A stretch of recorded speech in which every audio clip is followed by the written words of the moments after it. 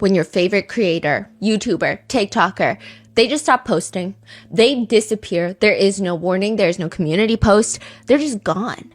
And you think that maybe they're coming back next week, or maybe they just need a 2-week break maximum, but they're gone forever. They make no updates on any other platform. I mean, are you convinced that they're dead? Are you convinced that they've been kidnapped? Or do you think that they're just off in the middle of Montana joining a cult? Usually I would say the first two are the natural internet reactions, especially when the creator has gone missing for too long. But sometimes the real explanation is much weirder than all of that. A YouTube channel run by a father and son by the name of Mac Adventures.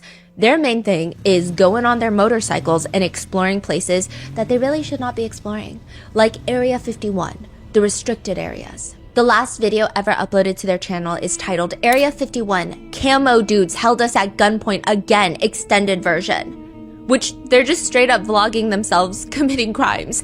It's showing them trespassing past the point of the signs that read, "Warning, no trespassing, maximum punishment $1,000 fine, 6 months imprisonment, or both strictly enforced." But they do trespass. They upload the video and then they vanish. They disappear completely. For years, they're just gone before they finally come back with a video. And this time it's just the son talking and everyone thinks that his entire behavior is unsettling. It's bizarre. He has suddenly changed his mind completely to stating that there really is no reasonable reason in which anybody should be going to Area 51 past the gate. In fact, it's actually boring. There's nothing to see there. There's nothing there at all, which are all very fair, valid points. But the way that he's expressing it is very odd because their entire channel was about exploring Area 51. It's not like he's saying, hey, listen, when we got in there, we got fined, we got in trouble. And if you're watching this, we just want you to know, don't be dumb like us. We didn't even see anything cool in there. It was boring and we lost money and we almost went to jail. Don't do it. There's nothing behind those gates. That's not what he said. He says, if there were actually people planning to do something, anything past the gate, like, that's just dumb. Like, I never really understood that. And like, I don't really understand this whole raid Area 51 thing, you know, whether my or any of the videos that are out there in the world on Area 51 got, you know, that dude to want to do a raid or whatever. Like, who cares? You know, like, I'm not trying to be mean, but like, who cares what's back there, you know? Like, it's a military, it's like going to Camp Pendleton and like saying, let's go raid Camp Pendleton, you know? Like, it's just a military base, and like, I'm sure that they have like testing for like equipment and like whatever, like, cool, you know? Like, that's cool, but like, why? Maybe because it's out in the middle of nowhere and there's like a lot of, you know, science fiction and like movies about it. I don't know. Like, it feels evasive and vague. The whole time he's recording this video, he keeps glancing to the side. People say that he just seems not normal. He seems not like the son that they remember in all of the videos when they would explore Area 51. It's gonna be great, and we forgot to get dinner. So luckily we have some granola bars. We're gonna have some protein bars. Yeah, Cliff. How old is this son? He looks like he's in his mid to late 20s. And how long was he gone for? They were gone for? 2 years. Okay. They're gone for 2 years. And then they upload this very strange, hard to put your finger on video about Area 51 and how it's boring. And then they disappear again. And like I said, sometimes when creators go missing online, it's nothing. Sometimes they're just mentally burnt out, or it's just worse than all of that. Like July 3rd, 2023, Mama Guy posts what appears to be his very last TikTok for a long time. Okay, before Mama Guy. Yes. Are they just gone? The other Yeah, they're channel? just gone. That's it? Mac Adventures is just gone. Nobody knows what's going on. There's conspiracy theories and that's it? We assume that they're safe. We assume that they're fine. They said that they sold their motorcycles because they just weren't into it anymore. So that was their main method of transportation and exploring and the basis of their videos. But they got rid of the motorcycle. So there's really no point in making videos, which then just made everybody even more suspicious. But I don't think that they're in jail. I don't think that they're being held by aliens or any of that. I think they're okay. But just what happened in that 2-year span, everybody's got a lot of questions. And the same thing is happening in real time right now. July 3rd, 2023, Mama Boy, Mama Guy, whatever you want to call him. And this guy is going to be very familiar to you once I start explaining what he does. But he is someone who has over 50 million TikTok followers. 50 million. And he posts what appears to be his very last TikTok for a very long time. This is in 2023. If you don't know Mama Guy, Mama Boy, he's one of those TikTok reaction guys. You see someone doing a hack, like putting a popcorn kernel in the middle of a hair straightener and then watching it pop. And then it's a stitch to a creator testing it out to see if it works. But his whole branding, his whole trademark, and why he's called Mama Boy, Mama Guy by people is when he's scared, impressed, excited, he screams like, Mama! Mama! Mama! Mama! Koreans call it like a really 느끼한 way. Like it's very perverted sounding. I don't know. I don't think it comes across as perverted to people who don't speak Korean. But like I guess in like the Korean humor sense, it's kind of like that I can see it. 느끼 humor. Very oof. Like Yeah, but he's famous. very famous. Was he the number one followed or no? He was the number one followed on TikTok in South Korea aside from celebrities like BTS and Blackpink. So he was number one influencer in Korea. Yes. You can say. But what's crazy is no one in Korea knows him. Really? Yeah, nobody knows who this guy is. In fact, he was invited to this massive award show with Korean celebrities, Korean actors, A-list actors, Korean idols, and everyone is confused about who this guy is and why he's acting a mess on stage. It was weird. That's just so crazy to think like how big internet is now, like TikTok and stuff. You can have 50 million followers and nobody knows you outside of it, because I've never heard of this guy until this. Really? You haven't heard of him? I think I came across a few of his videos before. The way that I would describe his videos is it's feel-good content. It's the epitome of brain rot. If your FYP is as depressing as mine can get, where it's just like a dark hole of political dysfunction and what's going on in the world, you see his video and you're like, oh, okay, I guess the straightener does pop a popcorn kernel. And then you move on. But it's not necessarily riveting. Like, you're not going to go and look for his videos, or at least I don't. He's one of those people. By 2023, he had over 50 million followers on TikTok. He was one of the bigger creators doing this type of content before he just vanishes. There's no goodbye. There's no hiatus notice. No mention of a mental health break. He just straight up vanishes. His last video uploaded is another reaction video. Like, there's no reason for anyone to believe that Mama Guy has been kidnapped by aliens or that something sinister happened to him at Area 51. He just is gone after a very normal post. His fans naturally think maybe it was mental health struggles. But 2 years later, in 2025, he comes back with a statement. It is a long-winded, confusing statement. The statement is in text, right? He's not Yes. talking. Okay. No, there was like a brief TikTok video that he uploaded, but then it got deleted. But it wasn't lengthy. It was him like bowing an apology. It was a mess. It's just text in Korean and in English. He writes, "Hello, to everyone who knows me, I want to express my deepest apologies for the disappointment and hurt that I've caused. I should have shown you only my best side, but due to my poor judgment and mistakes, I caused discomfort to many of you and hurt those involved. I deeply reflect on my actions and offer my heartfelt apologies." In short, he writes, "Since July 2023, I have fully cooperated with legal proceedings related to this incident. After a long and difficult process, I was found not guilty of the major charges that were widely reported." A lot of people are confused at what's going on even. Like, this is a very vague statement. Like, what do you mean that you were found not guilty? And like, what were the charges? You're being very vague. He says that the legal process was long, arduous, terrifying. At first, I was overwhelmed by fear. Some people advised me to admit to the charges, saying it might result in a lighter sentence, even if they weren't true. But after long and difficult contemplation, I realized that what I feared most was not being able to tell the truth.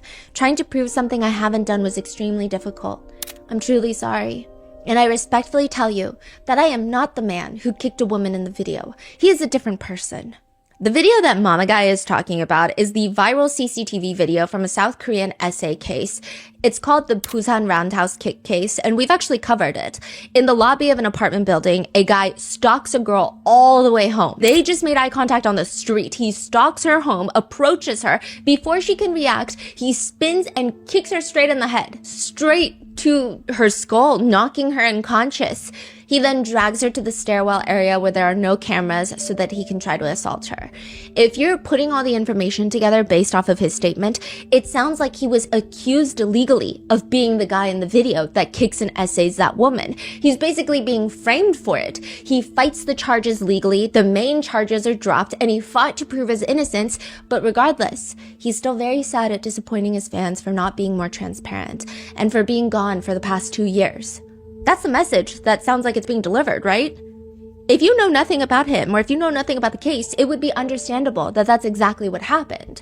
Except when you look just a little bit further into it, you realize nobody really thought that he was the guy in the CCTV video kicking that woman. Maybe a few TikTok accounts, but this was not a widespread belief. Because that guy was caught, correct? Yeah. Like we talked about it. He was caught and He everything. was caught. Yeah. And even if you just look at the figure of both of them, it's not him. This is not a widespread belief. Nobody really thought he was the guy in that video until he posted the apology statement. I found more comments saying, hey guys, remember when everyone thought he was the guy in the video? He's not. Versus, this is the guy in the video. Yeah. I would say like 95% of them are these clarification comments. Crazy. And that's when the videos start popping up of people saying, see, look, this guy has a tattoo on his arm in the CCTV camera of the elevator bay and Mama Guy does not. It almost feels like Mama Guy is the one spreading this rumor that people thought that he was the one in the CCTV video. Which, why would he do that? State a rumor that nobody really believes and then disprove the rumor that, again, nobody really believed in the first place? Why would he do that? It just doesn't make any sense. Why bring attention to it if it's not even true to begin with and nobody was talking about it? Well, maybe it's because he's hiding something bigger. Maybe what he did is worse than being accused, falsely accused, of being the guy in the viral CCTV video. This is the case of Mama Guy, or Seo Won-jung, the Korean TikToker with 55 million followers, who was found guilty of sexual assault and has now come back online and convinced his followers that he's innocent. He's convinced people to support a fully convicted rapist so that he can go back to posting TikToks. And it worked. And it's working.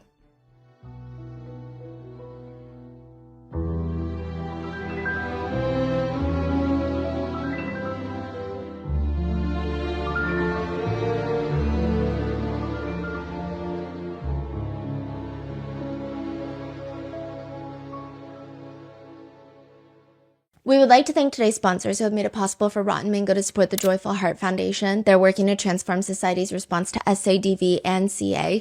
This episode's partnerships have also made it possible to support our growing team, and we'd also like to thank you guys for your continued support. As always, full show notes are available at RottenMangoPodcast.com. Today's case involves mentions of SA. Please take time if this is too much for you. And we had help from our professional Korean researchers who worked on this case, but sometimes things don't translate perfectly with figures of speech, so please let us know if anything is missing or mistranslated in the comments. That said, one big thing that I want to clear up is that there's a rumor that Mama Guy was acquitted, and that is completely entirely false. That is not a true statement. He was charged and he was convicted. This is someone that has a charge of sexual assault against a woman on his record. He was convicted of it. He has been found guilty of it. There's no question about his innocence because he is not innocent. I think the case is crazy because everyone thinks he's innocent right now. The whole internet thinks he's innocent. It's so infuriating. I feel like they've got to be bots or something. No, Or I think who people are just genuinely- taking whatever, because you said the information is so limited and nobody knows anything about this case. It's so hush hush. Right? Is that what's going on? Yeah, and he's such a blatant manipulator. He has no shame. He has no shame at trying to twist words and twist his apology statement to make it seem like he's innocent. I genuinely have a personal, deep-rooted disliking for this guy, and I don't know, it's definitely not just me because my Korean researchers and the whole RM team have made it our second hobby now, aside from RM. If he ever is trying to do merch, if he's ever trying to have a video game, because this is what he was planning to do before he got convicted of SA, oh, you better believe we will be on the front line saying something. The way that he is so blatant about his lies and manipulation is something that I haven't even seen before. I feel like you see celebrities who are accused of crimes all the time and they try to make all these stupid statements of how remorseful they are. And it's kind of annoying because you can tell that they're not remorseful in any sense of the word. The statement itself is like, oh, I feel so remorseful and ashamed. But his statements Yeah. are so blatantly, it makes me so angry. Yeah. With that being said, let's get started. There are a few dozen people out there that may have quietly changed the trajectory of the entire country. Nobody really knows about them. Maybe they do, but they have no idea how they've impacted history, if you will. These handful of people just have weirdly specific skills that change history of the entire nation, and we barely know about it. They are the sparring partners for potential presidential candidates to practice for the big presidential debate. So before each presidential debate, even the vice presidential debate, the candidates will have around 12 mock debates.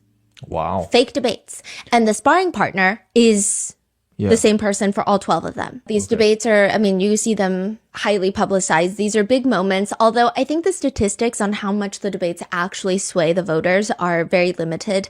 It's just a big moment in the campaign. But I think by that point, most people they're decided on which party. It's party divisive.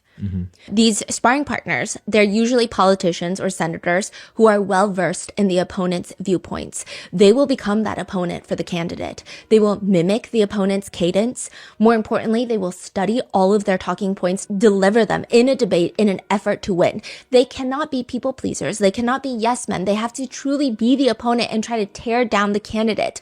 By doing that, they're trying to help the candidate win. It's a very interesting idea.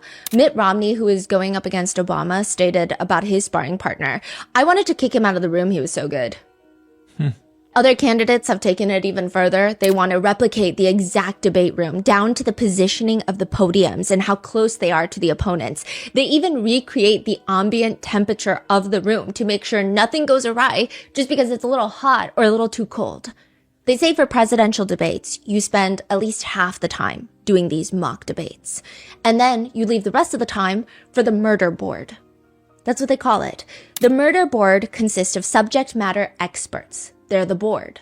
And they come in just to murder every single one of your talking points, to disprove you, to argue with you with science and facts that you probably don't have because you're a presidential candidate and you're not well versed in every single aspect of the world and politics. It is to kill all of your inadequate statements before it reaches the public. You've got the mock sessions, the murder board. You have to be careful of all of your microfacial expressions. That can dominate post-debate coverage. Smirk, eye roll, all over the news. That's it. But one person who has been an advisor for many debates states, ultimately it doesn't really matter because the greatest politicians do better in the real debates than the mock ones. The greatest come alive when the stakes are high. They want that pressure. That's when they actually do their best. But other than that, some other small things that they have to worry about is you probably have to know every single logical fallacy in existence. No place breeds fallacies like the world of politics. This is their true home. This is their humble abode. Logical fallacies are little tricks your brain makes or people make on purpose to make you believe and think something is true even when it's not true. Basically, it's an argument that when you hear this argument, you think, you know what? Valid. That's a good point. But at its core, it is pretty much entirely flawed logic. Because they appear to be correct, people get tricked into accepting them. The most common being an ad hominem fallacy, which ad hominem in Latin means to the man. So instead of attacking the opponent's logic or reasoning, you just attack the person. You see this so much in politics. It clearly has nothing to do with the opponent's argument. It's just about them. When logically speaking, even an unethical, even an idiot can make sound arguments. A quick example would be, Margaret says, we should consider implementing stricter environmental regulations to reduce pollution. Jacob argues, why should we listen to anything you say? You're not an environmental scientist. When have you ever cared about the environment? I heard you can't even keep a house plant alive. And I guess you could argue, if you really must, that subjectively maybe these are good points. However, it's ad hominem fallacy.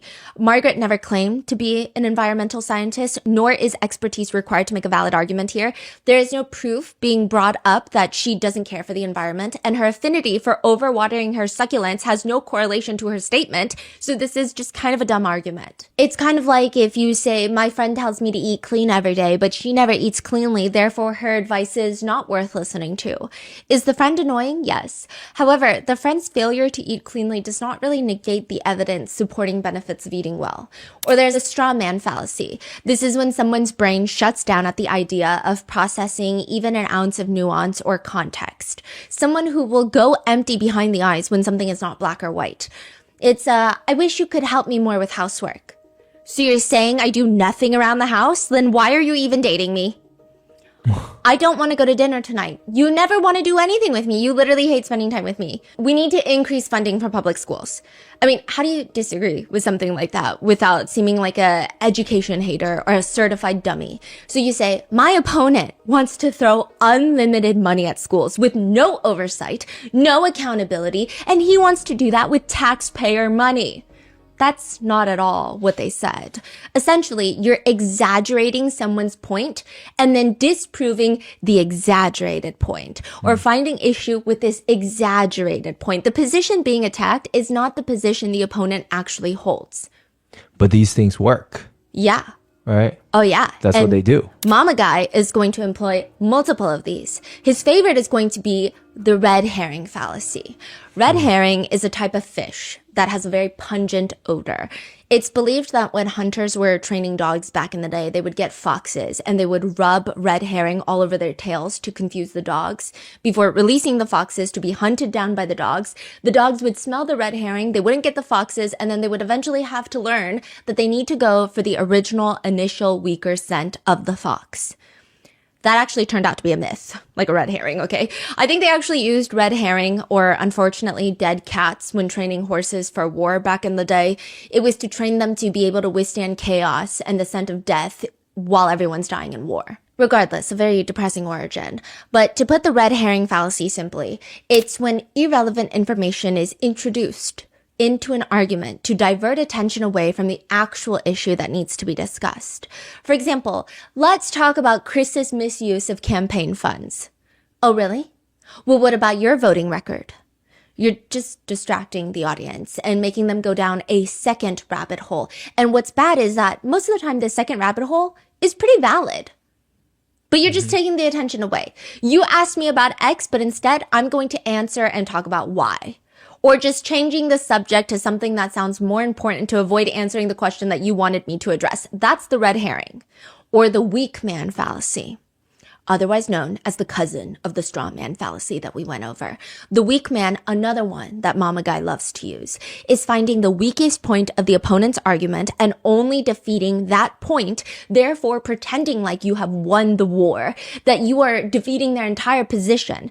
Let's say person A believes all food except pizza should be banned.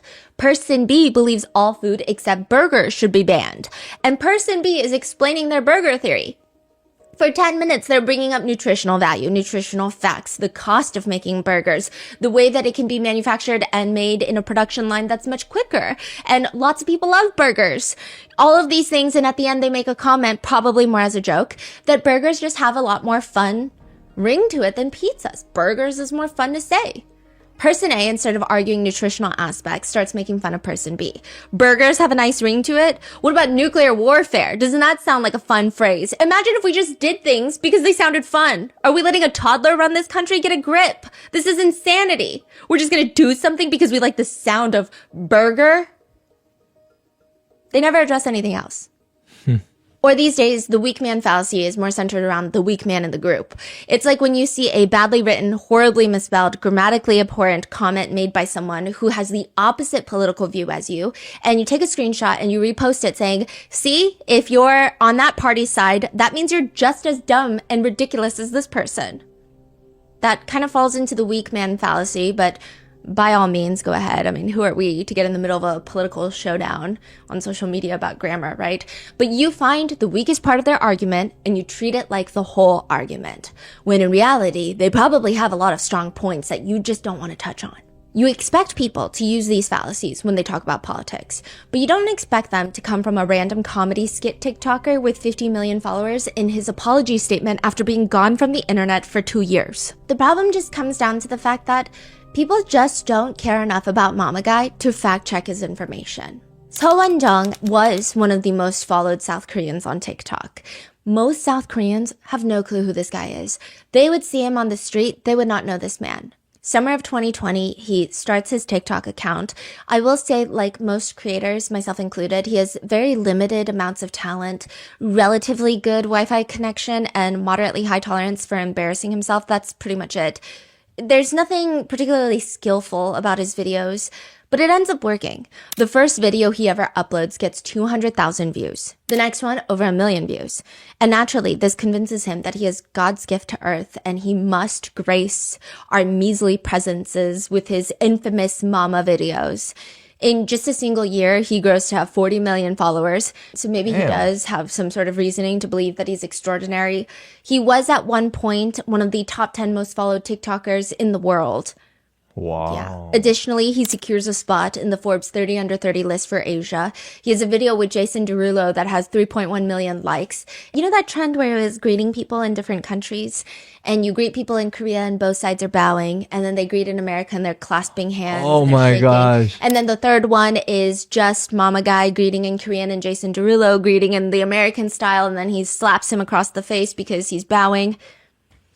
Oh my god. A lot of the comments are positive. You know, people are commenting on Mama Guy's videos. Today I found out about your videos from my siblings, and after I watched a couple of them, I subscribed to your channels. I haven't really smiled or laughed like that. I mean, that was like the first time in years. It's not particularly my style of video that I like watching. Like, so he doesn't talk a lot, right? No, he doesn't talk a lot, and I will say that sometimes Koreans, myself included, can have slightly bigger facial reactions. I know that in China, the recent Koreans reacting to food at dinner tables went viral. Your sister was showing us videos of like... the way he eats, the CEO eat. Yes, yes, but his is probably more over the top than all of that. It just feels more catered to younger demographics, maybe, I guess. Like very exaggerated screaming. Like he'll open something and go, wow! And it's just like a box, you know? I think his main audience either just watches his videos when they show up on his FYP and they're light, they're not politically dense or heavy, so it's a nice break from the depressing world. Or people will just casually watch, or perhaps it's young kids that are following him. He makes viral videos that go viral, but he's not someone that people really know much about. They don't really know his life or his personality, but judging based solely off his mannerisms, he has a way of presenting himself to come off almost naive. He's shocked by everything. He is amazed by everything. He's entertained by everything. Therefore, it almost presents him as this slightly more innocent guy. I see. People were under the impression that this is just a nice guy on the internet making funny videos. And like, you know how people make those edits of influencers I would trust with my drink? I feel like he would have ended up on a lot of those lists. Like that's the energy that he gives off.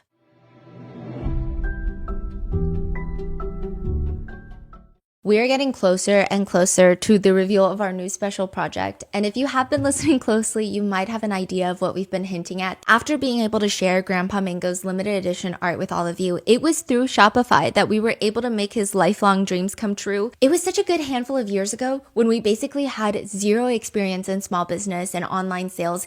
It was overwhelming to even get into it, to see how we can make this happen for Grandpa Mingo to fulfill this life goal of his. And then we found Shopify. They were just able to make it happen, and they can do that for you too. Shopify is the leading complete commerce platform that lets you start, grow, and manage your very own business. You can create and customize an online store, sell on the web, online, social media, pop-up shops, and even brick and mortar locations. Not only that, you can also manage your products, your inventory, your payments, and shipping all through Shopify. I've had the pleasure of meeting so many of you guys whenever we travel or go to New York, and I just want to say some of you guys are literal artisans. I couldn't even dream of making some of the one-of-a-kind pieces that you guys spend so much time making. You guys make stickers, stationery. I've seen clay figurines. I've seen one of you guys out there makes like the most beautiful plates, and you guys DM me pictures of plates that were inspired by like my dog. And I have been on this kick of seeing what you guys are able to create. And I'm just telling you, I wouldn't recommend Shopify if I didn't mean it. They are so user-friendly and great for anyone looking to to start an online business. Get all the big stuff for your small business right with Shopify. Sign up for your $1 per month trial and start selling today at shopify.com/rotten. Go to shopify.com/rotten. Shopify.com/rotten.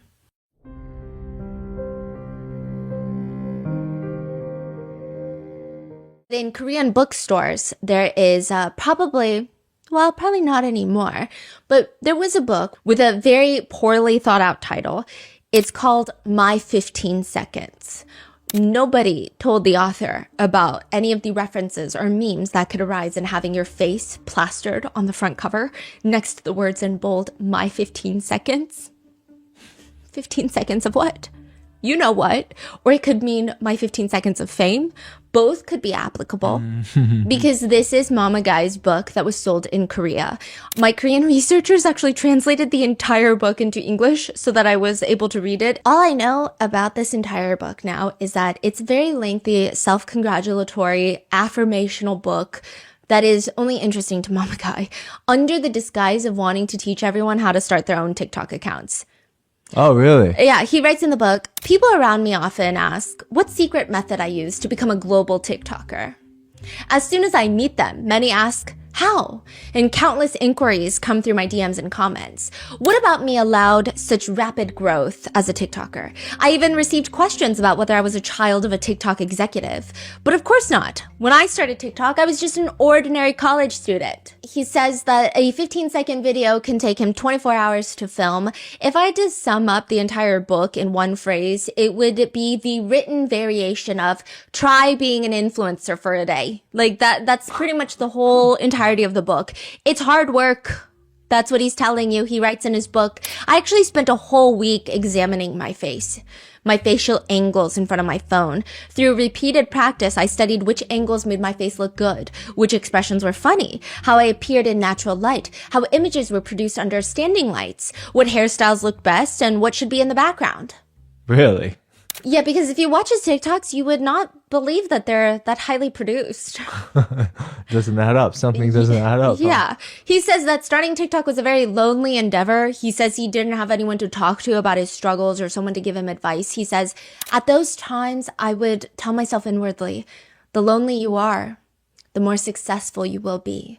You need to know how to endure when you are lonely and struggling. You can't just give up because things are difficult. He has one chapter in his book that's just titled, I want to create a good culture and environment. He writes in that chapter, the role I want to take on is being someone who exudes joyful happiness. I want to share friendliness and healthiness that makes anyone want to hang out with me when they see me. Whether on TikTok or in daily life, I know that followers and friends who watch me, they can only feel that joy if I'm genuinely enjoying myself wherever and whenever I meet anyone. I want to be someone who delivers joyful energy. He also just randomly throws into his book that his ideal type is someone who is cute and is very petite. The book has just way too much information that nobody necessarily ever cared about, and it doesn't particularly sound honest either. I was trying to put my finger onto what type of writing this is because I don't know why it is irking to a lot of people, because even my Korean researchers were like, hey, so you know how it's bad in English, it's worse in Korean, so just letting you know. It's annoying, but in a way that you almost feel like you can't point your finger to why. And then I discovered why. It feels like when billionaires start writing memoirs and they romanticize all the obstacles that they had to overcome in their life, and it's somehow annoyingly pretentious and also simultaneously, if I can do it, you can do it too energy encapsulated into one fucking annoying book that you want to throw across the room. So he's writing his little origin story, how much he grinded and that kind of writing? Exactly. But it's not truthful. It doesn't feel honest. It doesn't feel like, hey, no, I was having a mental breakdown every single day and I read a hate comment and I wanted to jump off the roof of a building. It's like, I persevered for success because I want to at least change one person's life who's watching this. And it's like, you're doing reaction videos. None of us do videos that are that important ever in any context of this world, so it's just not that serious. Yeah. He writes in his book that when he has to relieve stress, when the anxiety and the stress of being a global TikTok star starts to get too much, You know, he has levels to what he does depending on the stress level. If he's moderately stressed, he will go to the gym and work out. If he's very stressed, he will walk in circles. He will pace his room. If he's very stressed beyond comprehension and function, he will go out drinking with his friends. He writes, when my mind gets complicated, I share soju shots with my friends. It will help clear my thoughts. And drinking doesn't solve problems, but I gain the courage to try and solve complex issues. And I'm grateful for my friends who are by my side. I don't have particular drinking habits. At most, I just get the urge to go home when extremely drunk. He said, when I drink alcohol, I'm solving problems inside. Yeah, that's also an annoying thing in the book. No, it's You're just drinking alcohol. What are you talking about? Yeah, you're you're just like hanging out with your friends. and like maybe that does help you, but Yeah. like it's weird. But you're to not say. solving anything. Then July 2023, Mama Guy vanishes from the internet. July 8th, 2023, in South Korea, the police get a call to an apartment. There is an emergency. It seems like someone is being held captive, is trapped, maybe not legally speaking, but it would make sense considering when the police get to the apartment in question, the people inside refuse to open the door. They have to call in the fire department to come, and when they get there, whoever is inside still is refusing to open. They have to force their way in, and they find two people, two men. What happened to the girl that called 911 or 112? The court document, which we were able to get a hold of in South Korea, states, the defendant who is just identified in court documents is a famous influencer with over 10 million YouTube followers. The defendant goes to the bar and ends up meeting with a girl. So the court documents, we were able to get them, and they say that July 8th, Mama Guy, defendant, goes to a bar, meets a girl by chance. Coincidentally, they exchange Instagram and they start DMing each other. 2 weeks later, they run into each other again at a different bar. And this time, maybe it feels like fate, like maybe they should be friends. So they start drinking together, and then eventually they end up going to a second bar. They have 2 bottles of champagne and 4 bottles of soju. Then they go to a convenience store, buy 2 more bottles of soju. Two people? Initially, it was another friend of the victim that was there, but she decided to go home early. So I'm not entirely sure at one point in the beverage consumption she ends up leaving. But regardless, it's a lot of alcohol. That's a lot. Soju is like, what is that? Oh, soju, I equate it not to like rubbing alcohol. I know it's not. It's not as strong as vodka, but it's not a light time. It's not a beer. No. Yeah. So they get 4 bottles of soju, 2 bottles of champagne, and then they go to a convenience store and buy 2 more bottles of soju, snacks, and other drinks.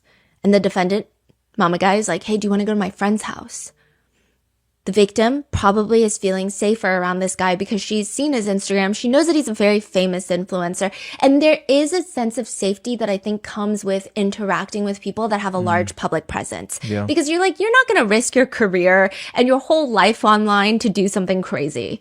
In fact, like, I feel like I would feel a little bit safer, right? Yeah. So she's like, okay, fine. I'll go to your friend's house. They get there, continue drinking. It's a small studio apartment. There's really just a bed in there. It's about 4 feet wide, 7 feet long. 4 feet wide, Yeah. 7 feet long. Yes, it's wider. That's a bed. Yeah. Okay. It's like a tiny apartment. So they just put a little bed in there. That's pretty much it. They're all cramped in there. It's stuffy. The victim says she's way too intoxicated. She just wants to close her eyes for a second, take a nap. She can sober up and then they can leave. Like, she just wants to go home, but she's so drunk, it would not be safe for her to try to go home right now. So she's like, I'm going to close my eyes for a second. She knocks out, and the friend, the owner of the apartment, he brings over 2 pieces of protection from the sink. He starts groping the victim before fully essaying her. Then the defendant, Mama Guy, gets into the bed, starts groping her, removes her clothing down there completely, and essays her. He claims that he used protection, but later it would turn out not to be the case because at the hospital, they found his DNA inside of her body. The friend, the owner of the apartment, is still groping her from the side of the bed while Mama Guy is fully essaying her. This is around the time the victim starts waking up, and originally, the way that she reported it was, because in Korea, you cannot record a video or take pictures without a loud sound. The silencing feature for camera taking pictures is disabled on all Korean phones because 몰래 camera, like a hidden camera, hidden picture, up the skirt pictures, were becoming a nuisance, were becoming a very big problem. You know, these manufacturers, they disabled it. So she starts hearing these sounds and it wakes her up from her intoxication, and she sees Mama Guy on top of her. She pushes him off and straight up tells him, this is SA. She calls the police, she gathers her belongings, and she runs out of there. The police get there, the two guys do not open the door, and the firefighters are forced to break in.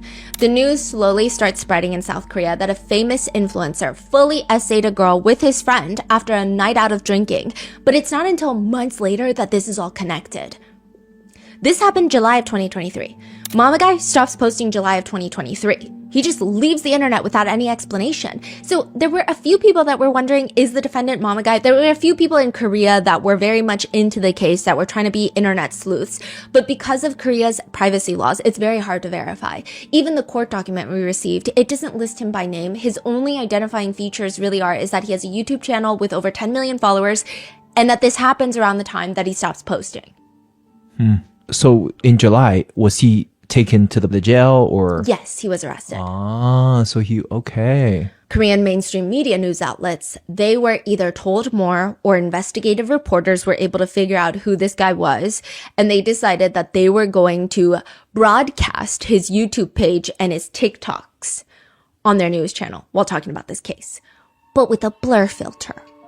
So you see someone's TikToks and YouTube videos playing in the background while the news anchor is saying, a man in his 20s with tens of millions of subscribers on YouTube and TikTok recently, suddenly suspended all of his activities. Our investigations have confirmed that he has been brought to trial on charges of sexually assaulting an intoxicated woman with another man.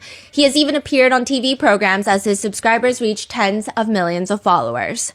Technically, it could be anyone because it's blurred footage, but only technically. You can clearly tell that this is Mama Guy, even through the blurred footage. His hair, his video style, his head shape, pretty distinct. His hairstyle is the butt crack hair, is kind of like how you call it. The butt crack hair where it just splits perfectly in the middle, like butt curtains. His hair is like pretty distinct. He has curtain bangs looking like windows into his empty skull. And the way his body moves, his mannerisms in his videos, people were very quickly able to cross-reference the blurred videos to the real videos, and it's very much him. Coupled with the fact that he's on hiatus, it is certain that the essayer is Mama Guy. Subsequently, and pretty swiftly, his TikTok account is banned, but his YouTube channel, the original one, is still up. The comments read from that time, he's the person I would least imagine to do what he did. He's a monster hiding behind that innocent face this whole time, bruh. Another one, this dude took never judge a book by its cover to a whole new level, skull emoji. Imagine him in prison yelling, Mama, LOL. No, now he's saying daddy in prison. One comment in Korean just reads, live long and always be sick. Nobody thinks that this guy's ever coming back. That's pretty much the end of the Mama Guy lore. He's essayed a girl while she was too intoxicated to consent. He's been convicted. Long live justice, and may he rot in the Korean prison system. Until he does come back. 5 months ago. May 27th, 2025, he posts a long-winded statement almost 2 years after disappearing. And his full statement reads in full, and see if you can spot out all the ways that he's framing the story to make people believe that he's innocent, because it's a masterclass in shameless manipulation of facts. The statement is translated to English to read, hello, this is Ox Jung, so Seo Jung. To everyone who knows me, I want to express my deepest apologies for the disappointment and hurt that I've caused. I should have shown you only my best side, but due to my poor judgment and mistakes, I've caused discomfort to many of you and hurt those involved. I deeply reflect on my actions and offer my heartfelt apology. Over the past year, I've spent a lot of time looking back on myself and facing the consequences of my actions. I was able to grow because of your love and support. Thanks to you, I was given many meaningful opportunities and experiences, but I brought everything down with my own hands. And I let you down. Since July 2023, I have fully cooperated with the legal proceedings related to this incident. Which he has, by the way, he argued in court during the original trial that the victim consented to the essay because he saw her open her eyes. That's crazy. So he say eyes open. She consented. Yeah, and she made noises. Was she drugged or was she just drunk? It seems like she was just drunk, but overly intoxicated. But there is suspicion. We're not sure. That suspicion has not been proven in the court of law, though, legally speaking. He continues, after a long and difficult process, I was found not guilty of the major charges that were widely reported. Can you see why that's a weird sentence? Yeah.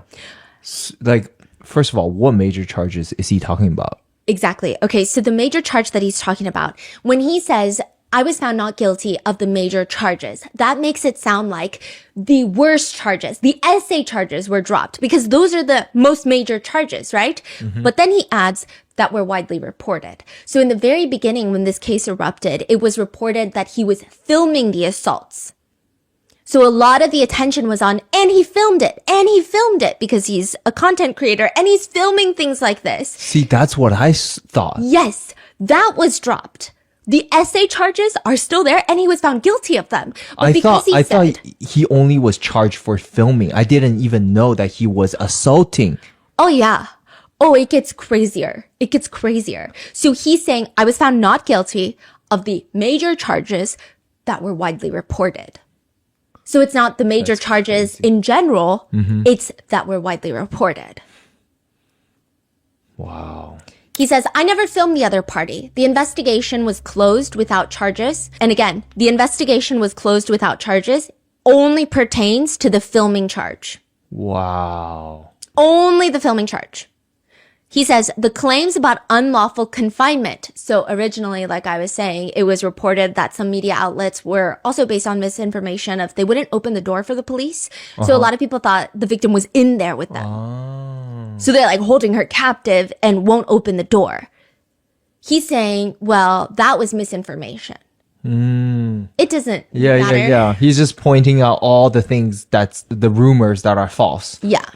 I mean, technically she left before they refused to let the police come into the apartment, but that's not why people hate you. Yeah. You know, this sounds like this has to be crafted by a lawyer too. Yeah, so we reached out to his agency for comment. Our Korean researchers are incredible. I love them. But they didn't respond. We've been like hounding them. Yeah. Because Yeah. it seems like every wording is legally correct. Yes, it's legally correct. And I say this with as much disrespect as possible. I don't think that he is anywhere near competent enough Yeah, to craft a statement like this. Yeah. And then don't you think like the way that he handled this whole case Yeah. from the beginning, it's like so well Yeah. prepared. Like he basically got away with Yeah. everything. And a lot of Koreans hate him, even though they didn't know him, they hate him now because they're saying this is another case of money buys innocence because this guy was making like $40,000 a month and he was bragging about it. He probably used a lot of that to get a really good attorney. And in Korea, I think there's a little bit more context. I think in America, we have the same sentiments of money gets you a good defense, but in Korea, it's even worse because connections are even more important in Korea. So if there is a really good defense attorney who used to work at the prosecutor's office, they will charge a premium because it's not even about how good they are. It's about the connections they have with the system. Yeah. He says, well, I did my best to present the facts. Not everything was accepted. Basically, you were found guilty. And I received a suspended sentence for a part of the charges. He says a part of the charges as if the charges that he was found guilty of was not the most important charge. He says, I was also able to communicate with the other party. He doesn't say victim. And bring the matter to a respectful close. So again, in Korea, another thing is it's so hard to get essay charges concluded that victims will settle to get any sort of financial compensation because at that point it's like, what else am I getting out of this? It's not like you're going to go to prison for a very long time because the justice system is the way that it works. So you might as well get something to help with your trauma and healing, maybe for therapy, maybe for health checkups, like whatever it is, right? So this is a very normal thing, but he acts like I was able to bring it to a respectful close. Like we both agreed upon something. Once again, I want to express my sincere apology to everyone who is affected by this situation. At first, I was overwhelmed by fear. Some people advised me to admit to the charges, saying it might result in a lighter sentence, even if they were true. But after long and difficult contemplation, I realized that what I feared most was not being able to tell the truth. But I did everything to clarify the truth, including voluntarily requesting a polygraph test and even preparing a reenactment video. Side note, polygraphs are notoriously inaccurate and that's why they're not used in the court of law in the States. But he continues. During the appeal trial, a cross-examination was scheduled but couldn't proceed due to the other party's absence. Because the victim of SA did not want to show up to be cross-examined. Still, I did my best to prove my innocence. It was a long and disorienting time, so much so that I even began to question my own memories. Throughout it all, I had the chance to reflect. I was careless and my actions led to all of this. I failed to live up to my own standards and hurt many people along the way. I take full responsibility for the consequences of my poor judgment and thoughtless behavior, and I deeply regret them. This is so crazy. Poor judgment is a very low-level word to place on something as devastating as essay. He continues, I take all your criticism and disappointment to heart. Which again makes it sound like he's being canceled online for a social issue rather than a literal crime against women. He continues, when I first started creating content, my only wish was to bring comfort or strength to even just one person. I once met a student who told me that at a moment when they were considering self-exiting, they happened to watch one of my videos and laughed. And that laugh gave them the will to keep going. They told me that I had saved their life. I now understand more than ever the weight of the responsibility I should have carried from the beginning. This experience has truly helped me rediscover what truly matters. From now on, I will live with greater responsibility and do everything I can to ensure something like this never happens again. To everyone I've hurt or disappointed, I offer my sincerest, heartfelt apology. I am truly sorry. And I respectfully tell you that I'm not the man who kicked a woman in the video. He is a different person. What's crazy is this part where he says that he's not the man in the video that kicked the woman, the Busan roundhouse kick. He doesn't say that in the Korean version of his statement. It's only in the English So one. everything else is exactly identical except that final statement. Because if he put that in the Korean one, every single Korean would go, what the f are you talking about? Shut Yeah. up. Like, no one was thinking that. They Yeah. would be genuinely upset. And that's what a lot of Koreans who also understand English are writing in the comments. Like, shut up. What are you talking about? Wow, he is really good at this. He's throwing in the CCTV video of the Busan roundhouse kick. No way. Yeah, well, he didn't link it, but he's throwing that in saying, that's not me, to make that the red herring of the conversation. Yes. This video was never even tied to this case. We did an episode on that video a long time ago. At no point ever did anyone say, wait, is that influencer with 55 million followers on TikTok that screams mama? Yeah. Even when Mama Guy's sexual assault case came to light, nobody thought it was him in that video. Maybe like one or two people that were making like AI generated slop content on TikTok that just wanted to get random, like, you know how those weird videos have been going viral recently? I didn't even see one that went viral. I couldn't even find many of them or any of them. All I see are people saying, hey guys, he clarified it's not him. Why would anybody even think it's him? This is so random. Roundhouse kick was such a big case too by Yes. itself. People already knew all about it if you do one Google search. So how could anybody connect that to him? I will assume he probably did it himself because nobody would think that they're related. In fact, the roundhouse kick situation, that case itself, it went viral for the reason that there was another YouTuber involved who released his identity without the court's permission because his identity was protected information. So everyone was like, oh, we know his information because it got leaked. And so his identity is even more talked about. Yeah. So no one would ever equate that to being him. It doesn't even look like him in the CCTV camera. It's just two Korean guys. Yeah. Like, for someone to genuinely believe that, even before he made this statement, you'd have to be not a great fact checker or a Googler, and you may be racist a little, okay? Like that, there's just no way. It's very much, hey, this random thing that nobody thought was me, let me tell you it wasn't me, so that's all you talk about. And it's working. People are fighting in the comments. Okay, there's lots of people in the comments saying he's innocent. And when people say, no, he's not, he's literally not, people will fight back and say, the guy in the video has a tattoo on his arm and Mama Guy doesn't. Wow. Then you have the weak man fallacy. He's boiling down his entire essay charge just to the fact that he didn't film the assault. And he's acting like that's the main point. He's choosing the weakest charge that he was not convicted of and disproving it. It does not mean that he wasn't charged and convicted with essay. Just the wording itself, I think, are terrifying. Like these phrases, I was found not guilty of the major charges that were widely reported. I never filmed the other party. I take full responsibility for my poor judgment. I received a suspended sentence for a part of the charges. I did everything I could to prove my innocence. So if he was found guilty, did he serve time? What was it? Okay, that's another reason why I think that a lot of people are genuinely believing that he's innocent. And okay, my thing is, if you read his statement and you believe he's innocent, I think that's a reflection of his shameless morality. I think that's on him and everyone should hate him for it, is my opinion. However, I think if you are going there and you keep defending him in every comment section, and when people are informing you, you need to look into it. And then I see some of his fans, I guess, that are like, no, but he's innocent. He said so. And it's like, okay, well, that doesn't mean anything. You got to look into it, right? But they're like, no, he said so. And he doesn't have a tattoo.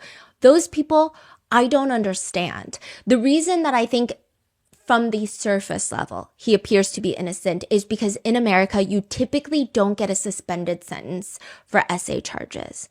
Whereas in Korea, you do. A suspended sentence means, hey, I'm going to give you a year and 6 months. However, it's going to be suspended. Meaning in the next 2 years, you're going to be free. But if you commit any other crime, straight to jail for a year and 6 months. That's crazy too. So because he's free, people think that he is innocent. It worked so well that the top comments on that post are, this has to be the most incredible apology someone could ever make. Another one reads, bro, crazy. We were all hating him for the thing he didn't do. After reading this, I don't know why. I'm crying though. Don't know how bad he felt by everything.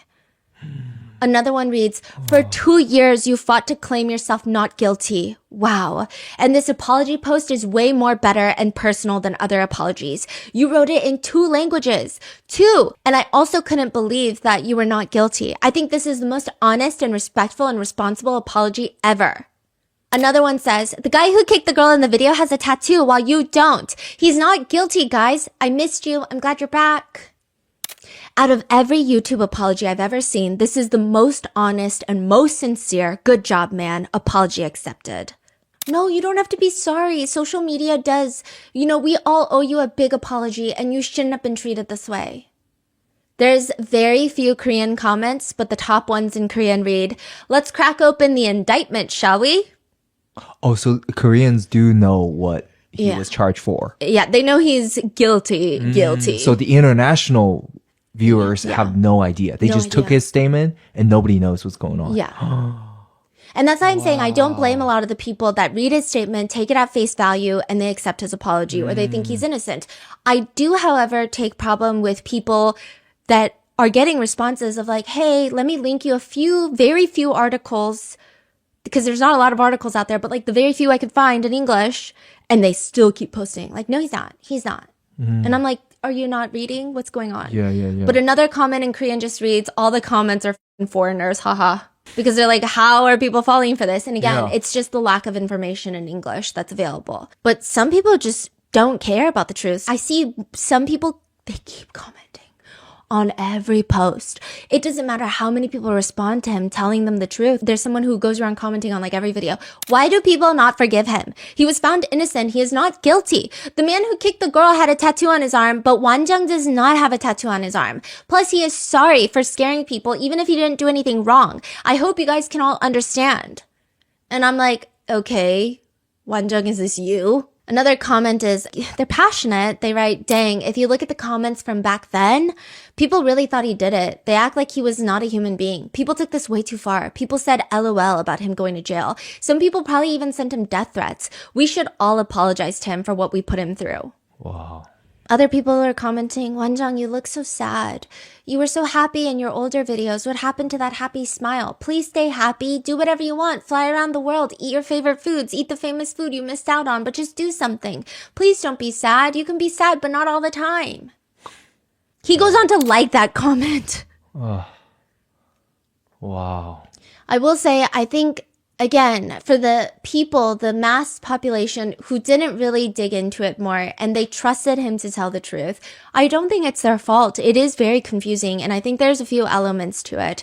So during the first trial, there were 2 trials. During the first trial, both defendants, Mama Guy and his friend, they tried to argue that this was all consensual. They never wanted to commit a crime. So there were 2 things. They were charged with special quasi-essay. Now, this is very important, okay? There's also a translation error that makes a lot of English speakers feel like it's not essay.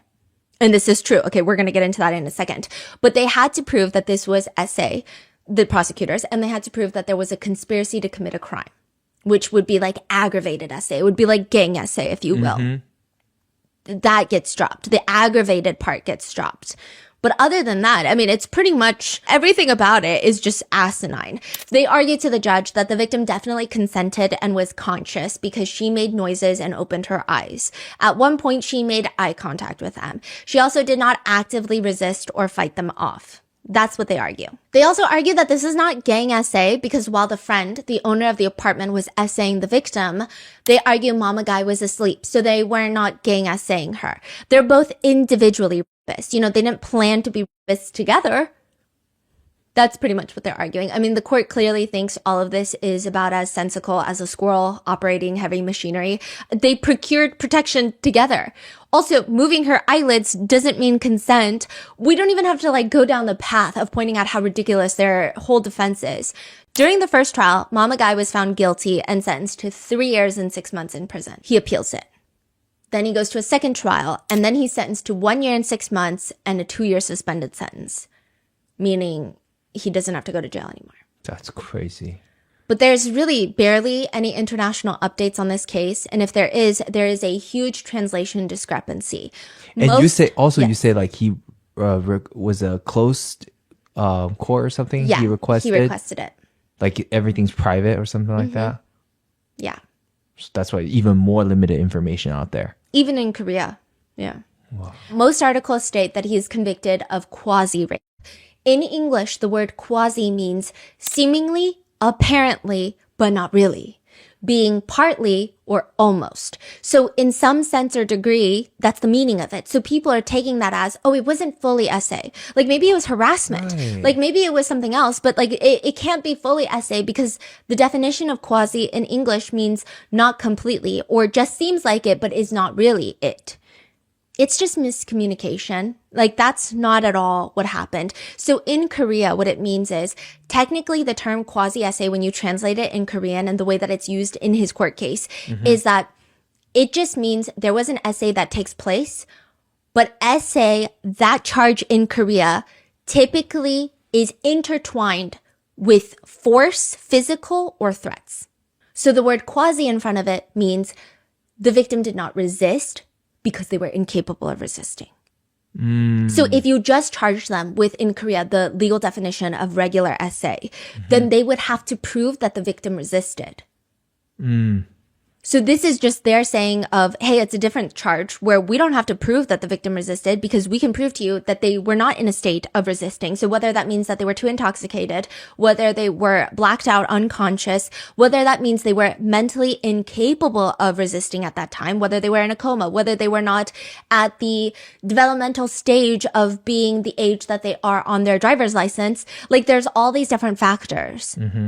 Or they could have been on drugs, like prescription medications. So they're saying it's just essay where someone is incapable of resisting.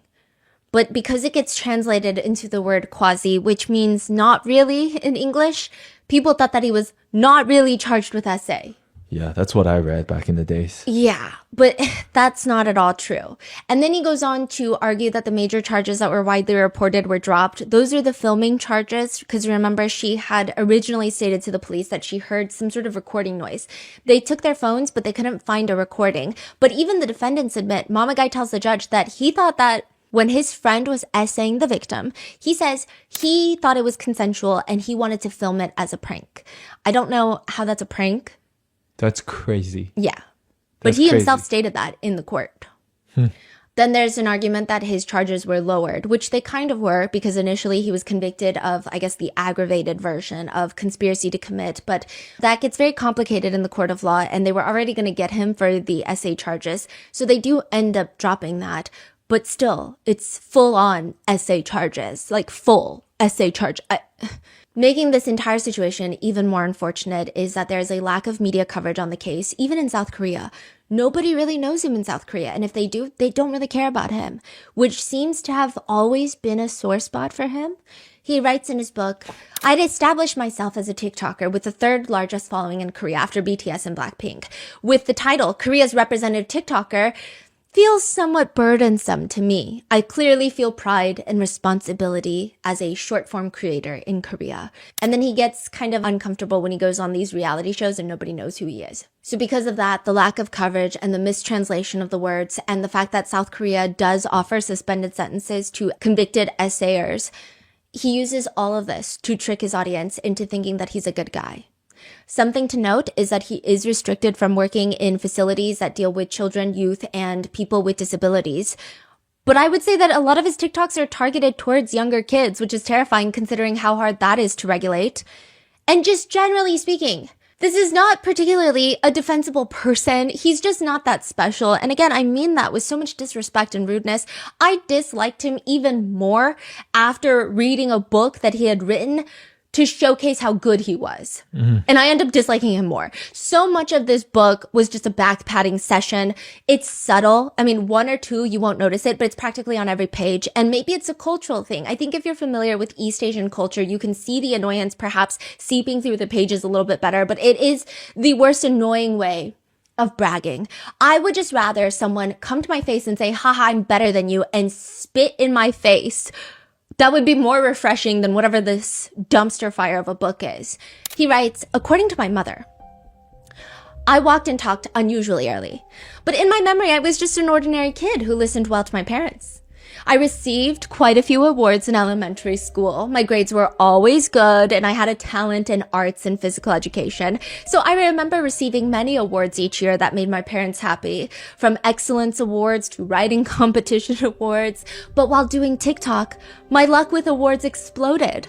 TikTok Korea gives awards every season based on domestic and international views, combined with share counts and video upload frequency. They announce top rankings by category monthly and select first place every 3 months. In these TikTok Korea Creator Awards, I have constantly been selected as first place. Nobody knows you in South Korea, but go off. I was a boy with many dreams, from boxer to singer. I never easily gave up on my dreams. Good for you. You are neither a boxer nor a singer, so I guess you did give up. In middle school, I ranked 3rd out of 230 students, and in high school, I ranked 7th out of 550. So I wasn't someone who couldn't study or did poorly, but my dreams were always a little bit different. Let me guess. To help people. Yeah. Many people praise me as someone who's achieved their dream as a TikToker, but I'm still dreaming. In my freshman year of college, I hung out and drank with classmates just like everyone else, but they were surprised when I achieved a 4.5 GPA, calling it a plot twist. I was the type to play hard when playing, but concentrate intensely when studying, even staying up late. He also goes on a multi-page tangent, seemingly taking shots at students who take part-time jobs working at cafes and tutoring because that's easy money. He says he wanted to experience hard work, which is why he wanted to build thick skin and take jobs working at construction sites or popping rice crackers on the street. He then goes on to rant about his time during the military conscription that every guy in Korea has to enlist for a mandatory 2 years minus few exceptions. He says that he wanted to, quote, I felt that I should take away something more from military service. I headed to the fitness room.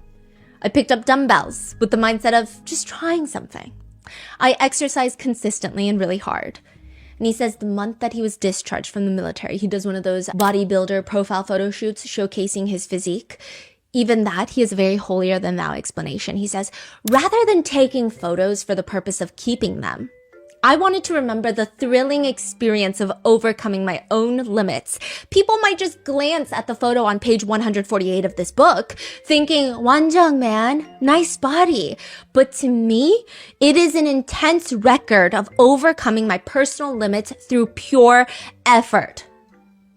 Bro, what is he saying? I don't know, but even my dad was jacked after the military service. Like, I don't know what he's talking about. Everyone gets jacked after the enlistment. Yeah. And it's also like mandatory. It's not really something to write home about or dedicate a whole page for the picture in your book for. I know it sounds like I'm nitpicking, and maybe I No, am he in sounds like a hindsight. pick me. Like, so Yes. annoying. I feel like it's, Especially what kind of person he is. Like, you just know. that's what I'm He's saying. full of himself. He continues to complain. It's always half woe is me to, don't worry guys, I'm saving the world with my TikToks. I do think that his crime is definitely tainting my perception, because had I not known what kind of person he was, maybe none of this would strike me as annoying, or maybe I would just say, oh, it's maybe not my personality type to be friends with him. I just imagine this kind of condescending attitude seeping into the trial, the way he even settles with the Yes. victim or was talking about the victim, talking to the victim, his arrogance and not opening the door for the police when they get there. All of these traits, I think in hindsight, make him entirely metaphorically punchable. He says, while my friends say it's unbelievable that I've become a world-class TikToker, they really support me and say it's cool. They say, I knew you would do well at whatever you tried. When I'm with my friends, though, I'm just 27-year-old Seowan Jung who wants to live an enjoyable life. He says after he won the TikTok Gold Award from the TikTok headquarters, which is like, I guess like a gold play button from YouTube, which like, it's exciting, it's fun, it's great. But he said, I really felt the weight on my shoulders. It was an unavoidable weight of having to continue to living up to Wanjung and that name going forward. Nobody knows you, dude. Like, Yeah, he is so annoying. very applicable, I guess, but like maybe understanding train of thought. Everyone has pressure at whatever they do. However, no one, including myself that makes videos for the internet, should ever, in any situation, take themselves this seriously. Like the weight of the world on his shoulders after getting a gold award from TikTok is... Another one reads, if there's a friend who doesn't know what to do right now, I'd like to tell them to do what they love most. My case isn't a case of success without effort. There were many lonely times. Sometimes it was a solitary work, pioneering a path no one else had walked. But because I loved what I was doing, what I loved, even that loneliness was bearable and that hardship was enjoyable. I didn't really have role models. It's impossible to find role models around me in the process of expanding activities as a TikToker. While I often felt like I was walking a long path alone, it was something I liked it. I developed a desire to pioneer ahead of everyone. It's hard to walk a path that no one else has walked. Which is actually not true. It's not really an uncommon path to have content creators commit sexual crimes against women, so I don't know why he's patting himself on the back. That is a long, frequently journeyed path that a lot of content creators take. He writes in his book under the chapter, The Hardship Beyond Being a Global Influencer. That's the title. He writes, I recently lost weight, and people around me were very worried when I suddenly lost 9 pounds compared to last year. Even I was surprised. I just had become so busy that I didn't even have time to exercise. But you had time to essay someone, so I'm pretty sure that you could make time if you wanted. I think that's the most dangerous thing about him, is that, well, he's free, but also he has no shame. He has no remorse. The way that he talks about himself in the book, the way that he talks about himself in that statement, he clearly thinks that he is a great person, gracing everyone with his presence. And that's terrifying. Obviously, if you are someone who gets convicted of SA, you cannot be a good person. But even that statement alone is shocking. There's just no backbone. Like, just get off the internet. What are you doing? This manipulation of his word usage, all of these different fallacies that he's employing in his statement is so terrifying that there are people out there like that. In 2023, before all of this news became public, before the conviction and his morally corrupt wordplay apology, he wrote in his book that he was in the process of launching a video game and a full clothing line because he wants a brand to exist outside of him. And I just want to say, if that does happen, I will be there every step of the way. I don't care if this is 20 years later. I'm going to be there and I'm going to be reminding him of this case. Because I also like being a nuisance. He's just back on TikTok Yes, and everything? so his YouTube has never been suspended. He's still actively posting on YouTube. He does not get the views that he used to, but he's still posting on YouTube, and he made a new second TikTok account because his first TikTok account was suspended. So if you ever come across his videos, block it, report it. Is he like, how many followers and stuff he has now? He Like, only has like 50,000, which is not only, but that's a lot. so he lost his like main account. Yeah. He lost all the followers. Yeah. and he hasn't gotten any of them back. No. Okay, that's good. Yeah. But I'm so annoying. Yeah, but that Yeah. I don't know why he's even allowed to be talking. And I think it's most frustrating when like literally you watching him and you see that he fooled every single person. you know what's crazy? He fooled everyone to the point of when his initial charges were brought to the surface in 2023, there were a lot of TikTokers that were saying, hey guys, this is what's going on with this mama guy. And now if you look at their recent comments, people are saying, oops, this video aged badly because they think he's innocent. And I'm like, it's actually worse. Yeah. Wow. I don't know why I'm so emotional right now, but I'm so annoyed. It's like that unjust feeling. That's Yeah. So he's trying to get away with it. And that is where I leave you with today's episode. Be safe, and I will see you guys in the next one.